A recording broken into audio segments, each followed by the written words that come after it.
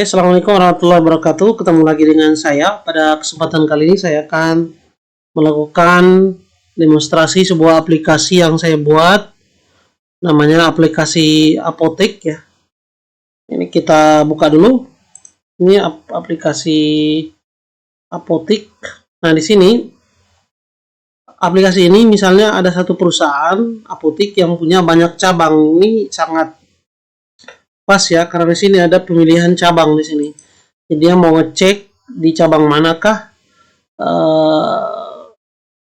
transaksi atau keluar masuk obat atau bagaimana dengan progres penjualan di sana gitu kan. Nah, dia login menggunakan misalnya emailnya ini, lalu admin 123. Nah, tinggal milih cabangnya. Ini cabangnya di sini.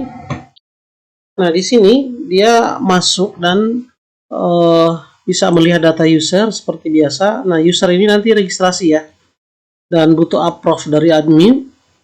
Ini ada data cabang, ada data obat, dan bisa melakukan tambah obat melalui tambah manual atau melalui import.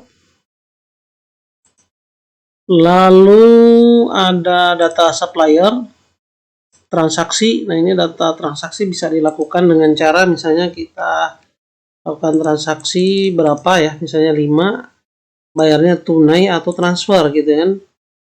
Setelah transfer ke sini, nah kita bisa masukkan totalnya adalah misalnya 50.000 ya, dia bayar uang cashnya dan proses pembayaran. Ini keluar kwitansinya dan transaksi berhasil. Nah, ini kegiatan transaksi ini bisa dilihat di laporan ya, di laporan dan laporan transaksi. Ini proses transaksi barusan. Ada pembelian barang gitu kan. Misalnya di sini kita cari Paramex gitu kan. Belinya misalnya 9. Lalu kita simpan. Oke, berhasil ya. Simpan pembelian. Lalu ada resep ya. Ada resep yang dikeluarkan oleh dokter. Misalnya dokter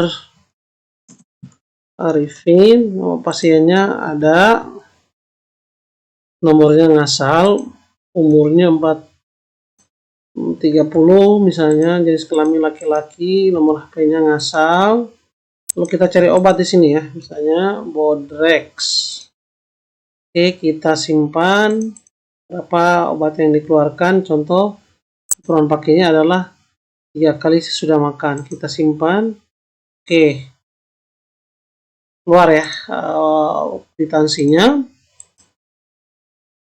Oh, ada stok opnam di sini, misalnya ada obat Bodrex. Ini stoknya 25 ya. Kita bisa tambah menjadi kita bisa kurangi karena dia opnam. Misalnya tinggal 20, berarti ada 5 barang yang hilang. Kita simpan. Nah, ini 5 barang yang hilang itu dari stok opnam itu bisa kita cek di dalam laporan pengurangan stok gitu ya. Laporan pengurangan stok. Dan kita tampilkan gitu. Ada 10 barang yang kurang atau hilang ya.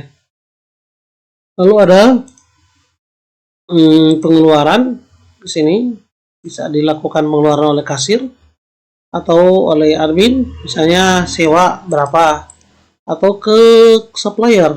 Jika kita pilih supplier, maka ada perusahaan, nama supplier, nominalnya berapa gitu kan muncul untuk dilakukan pembayaran, mungkin karena beli obatnya masih ngutang gitu ya.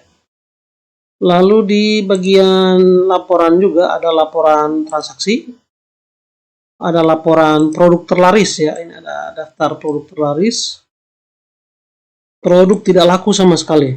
Ini komiks, belum ada yang beli komiks. Obat kadaluarsa juga ada di sini, dan tadi ya pengurangan stok.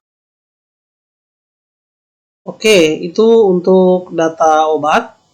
Login menggunakan admin ya. Bagaimana kalau login menggunakan kasir ya?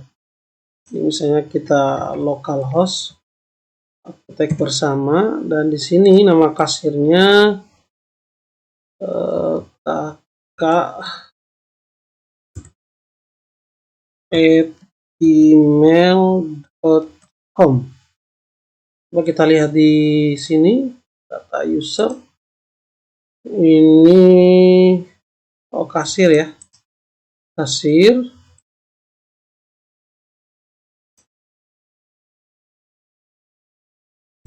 Oke, ini passwordnya juga sama. Nah, ini dia registrasinya untuk cabang mana? Ini cabang Simpang Citeret. Nah, berarti si kasir yang ini, akun ini, dia tidak bisa login ke cabang yang lain ya. Kalau dia coba login di Simpang Cibinong, ya pasti nggak masuk ya. Karena Anda hanya dapat masuk ke cabang tempat Anda bekerja. Kita coba lagi yang ini. Dan dia bekerja di Simpang Citeret, kita masuk. Oke, ini berhasil masuk. Sama ada data obat, data supplier, data transaksi, pembelian, resep, stok opnam, dan laporan semua bisa diakses termasuk pengeluaran.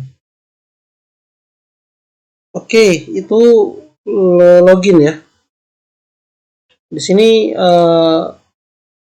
misalnya transaksi tadi kita udah sebutkan di sini. Di transaksi bisa ya, transaksi misalnya beli obat Paramex gitu kan. Paramex belinya misalnya 6 tunai. Kalau tunai ya tinggal bayar gitu ya. Kalau transfer ya tinggal pilih transfer tapi tetap input manual. Sini ya, misalnya 60.000 simpan. Nah, ini keluar kwitansinya. Nah, itu aplikasinya. Bagi yang berminat silakan hubungi saya.